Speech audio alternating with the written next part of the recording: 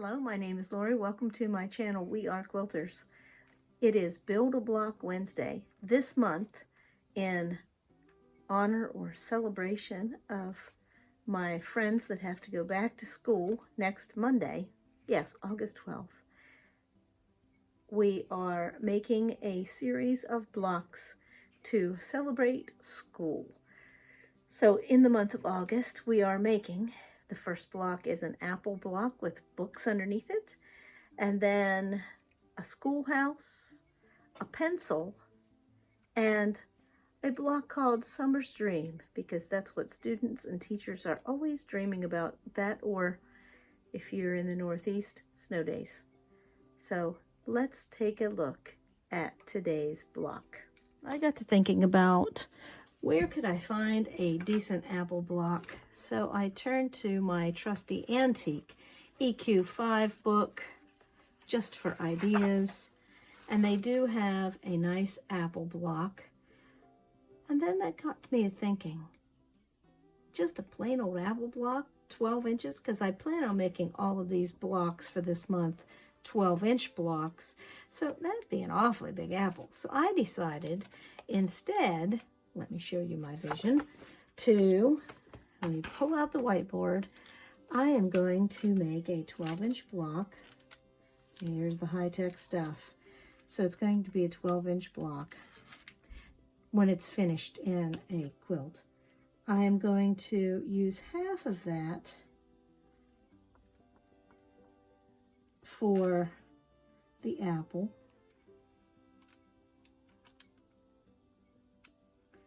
And the other half for books. So there'll be a little bit of space here at the bottom and some space around. Of course, we'll add a leaf and a worm just for fun. So there's my vision. That's a rough sketch. I'm going to use a pieced background. I'm going to use 2.5-inch squares because I have a little stack of them ready and cut. And I'm going to use scraps for the books and scraps for the apples. And I'm going to use a raw edge applique for the apple. And I'm going to piece the bottom half. And I'm going to call it Improv Based because I'm not writing out a pattern. And I have some ideas from pictures that I will share with you. I went rooting around in my scrap bins. Now this came from thrift store, and there were a bunch of these pieces, but this is a 2.5-inch piece. So is this.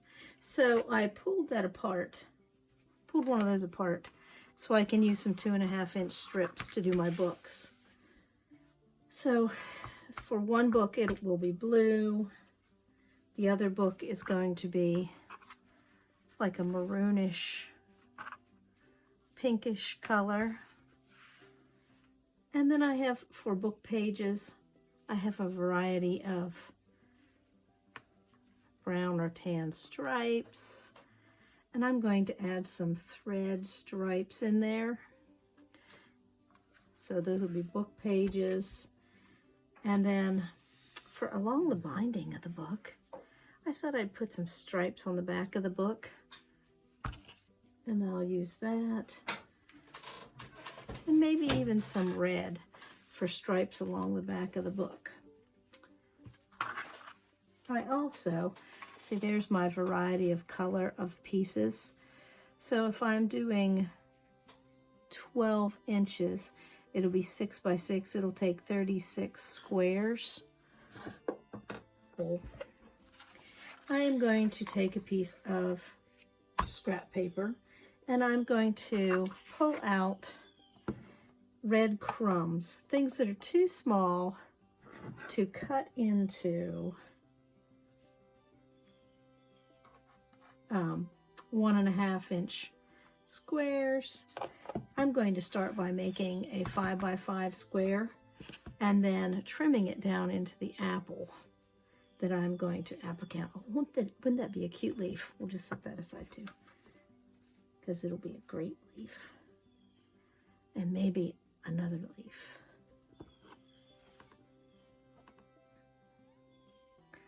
Maybe a dark half on at least one leaf.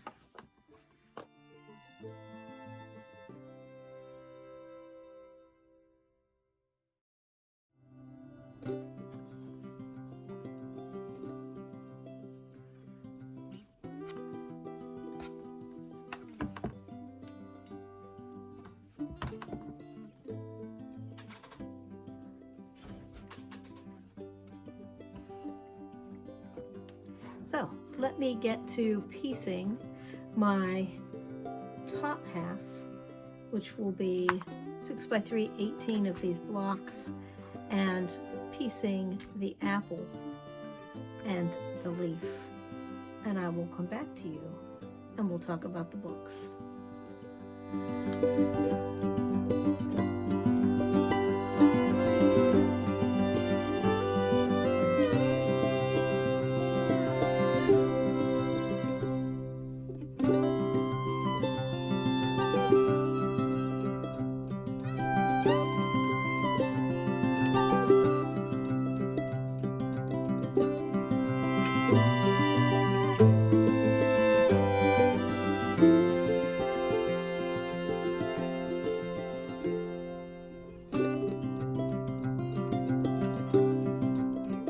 The part that's going to be turned into the apple.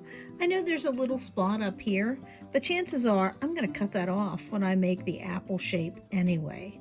So it will be all okay. So now I have two parts made. I have the top half made with the squares, and I've got the apple part made. Let's talk about the book. Pieces are all laying together.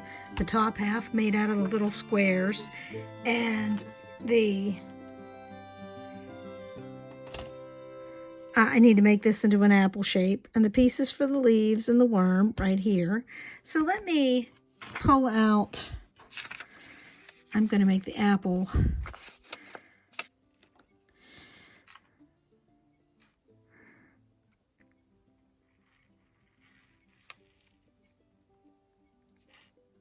I don't really like that one. Let me turn it over.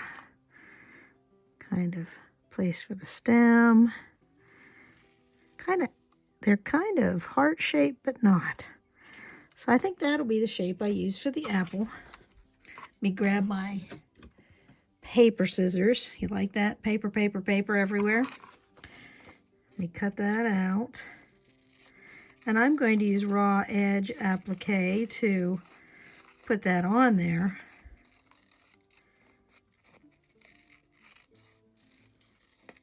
Yeah, the great thing about drawing your own pattern, you can shape it any way you want. Looks like a big fat apple. That works.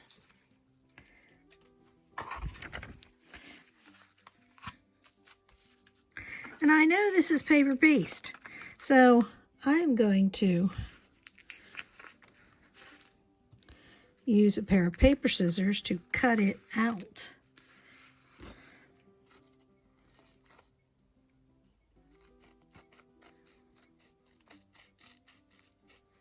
And then I will pull paper off of the back. Oh, these scissors are dull. Let me go get a different pair of paper scissors. Okay.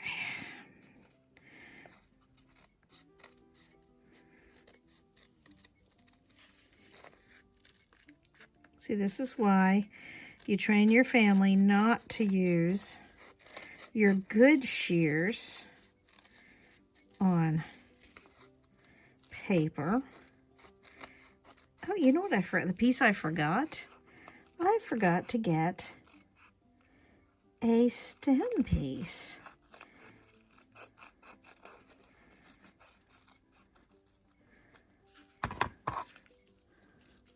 I forgot a stem piece, so I will have to get one of those out.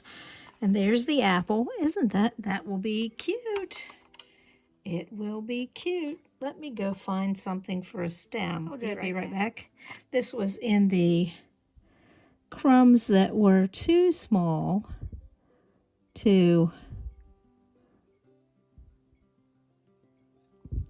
Why am I still cutting with paper scissors?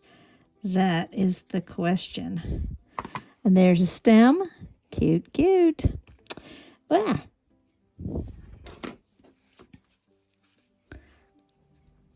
I'm not fastening this down yet because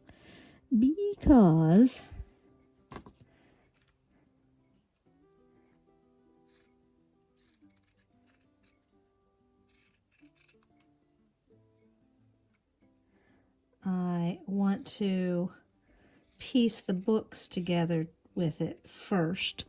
So there's one leaf, and I think I'll do another smaller leaf out of this tiny piece, and then the worm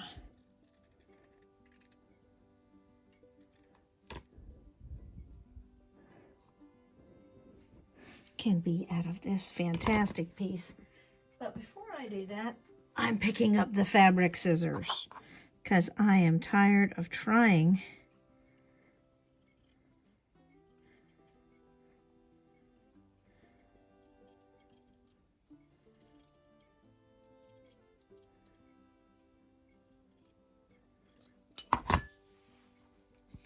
And there we have the fantastic worm, and we'll give him some eyes later on.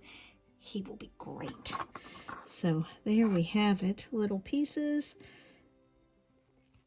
I'll lay those right there. So now I need to get to the books, and these are going to be pieced. Hang on. Let me show you the picture of the books that inspired me. Now you can see these are all straight line books. So using straight line fabrics will not be a problem, but I do need a piece for the spine of the book and a piece for the pages. So I need to cut this pages piece into 2 strips to make my life easier. I'm going to do 2-inch strips.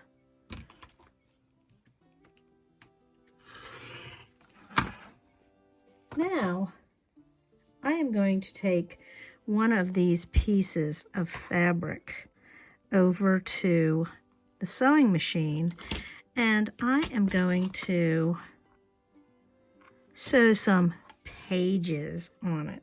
I will be right back so you can see what I mean. Now, I've sewn some lines. They're not even, they're not meant to be even on here to represent pages. And then I also am going to put some things down the spine here, edge applique. And I need something, something even thinner. Maybe I should use that so it looks different than the book pages. I think that's what I will do. I will use another piece.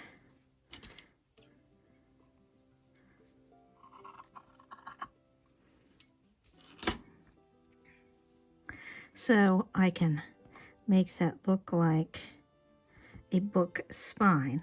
I'm going to go sew these pieces together and then I will trim them up. I'm back. I now have the back, the spine of the book done.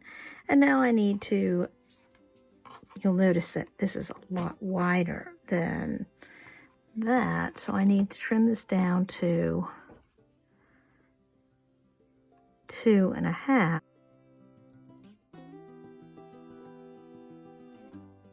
So I'm going to flip it around.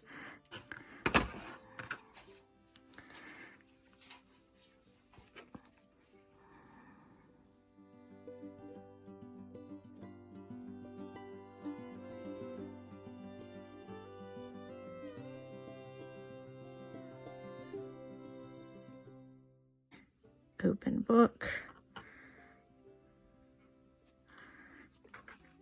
And I will add some pieces to the outside and trim those off as well, so it looks like an open book. Hang on, and I will be right back to do the next book.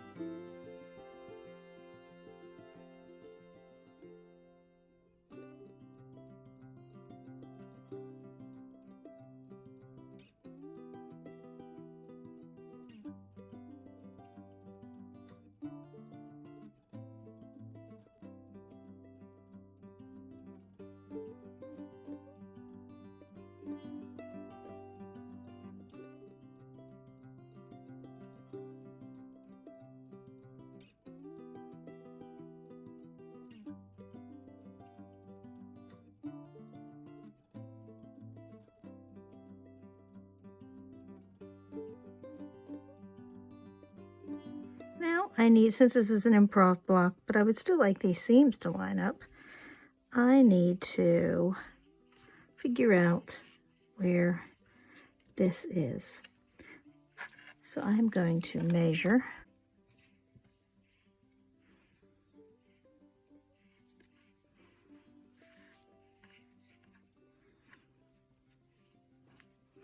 Let's do it this way. And I'm going to use my little friction pens. I'm going to mark it, and then I'm going to add 1/4 of an inch. Well,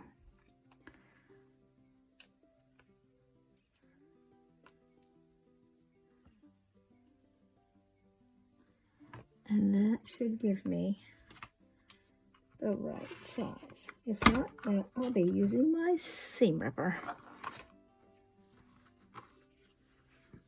It did work out. That technique was wonderful. Worked perfectly with that little bit of overlap, marking it that way. Now I am going to add the second book, and I'm not caring that these seams don't line up because they're not going to line up anywhere. And then I need another row down here at the bottom. Before I add this last row on, I need to trim these up so that they match.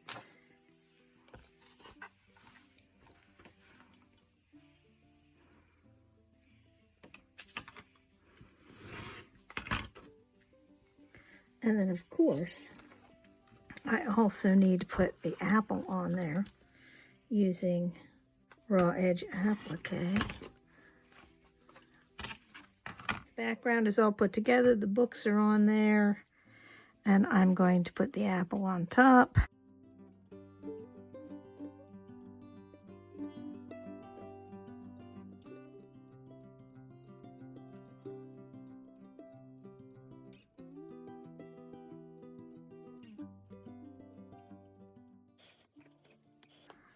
Like I said, I'm doing this rough edge or raw edge applique.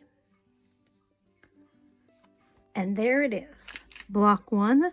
And I think, just for fun, I'm going to use my friction pens to write on the back of the books where I will do some stitching later on.